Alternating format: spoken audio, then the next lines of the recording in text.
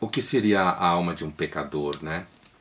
O conceito de pecado é um conceito que eu gosto muito, apesar de eu não acreditar em Deus, em religião, não é a questão. Mas eu gosto muito porque eu acho que é um conceito muito rico.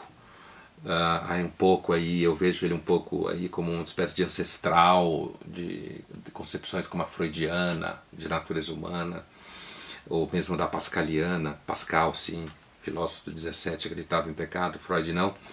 Mas o pecador, eu entendo que a alma de um pecador, no sentido filosófico e teológico profundo, seria antes de tudo a alma de alguém que é humilde, certo? Que sabe que é pecador. Estou falando um pecador que tem consciência do pecado. Então a alma de um pecador seria a alma de alguém que, por exemplo, não se levaria tanto a sério.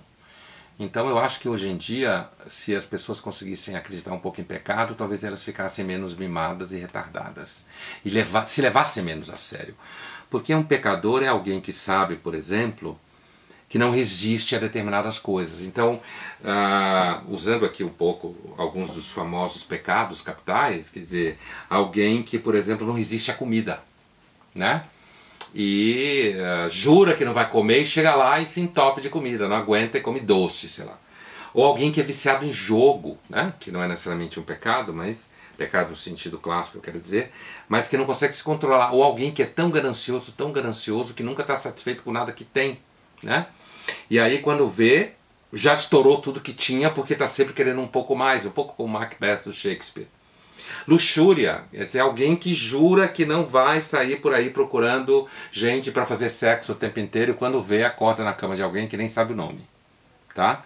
Então eu acho que a alma de um pecador é a alma de alguém que sabe que não consegue controlar o desejo, e que, portanto, a consciência do pecado deveria levá-lo a uma certa humildade com relação ao seu próprio alcance na vida. Não ia confiar demais, eu quero dizer, no que ele pensa, não ia ser arrogante, não ia achar que tudo que ele acha está certo, não ia fazer planos assim tão seguros de como vai ser o futuro dele, porque ele ia saber que em alguma medida ele poderia se enganar sobre si mesmo. Então acho que a alma de um pecador é, antes de tudo, na teologia cristã mais clássica, a alma de alguém humilde, alguém que sabe que na verdade ele não consegue controlar seu próprio desejo e por isso ele está sempre se perdendo no seu desejo. E eu acho que na verdade, nesse sentido, os pecadores deveriam ser os grandes especialistas, não deveriam ser os grandes especialistas em moral. Eu acho que uma pessoa que não tem um vício não deveria falar sobre virtudes. Porque quem fala normalmente muito de virtude está mentindo, porque as virtudes são na verdade silenciosas e só podem ser reconhecidas pelos outros, né?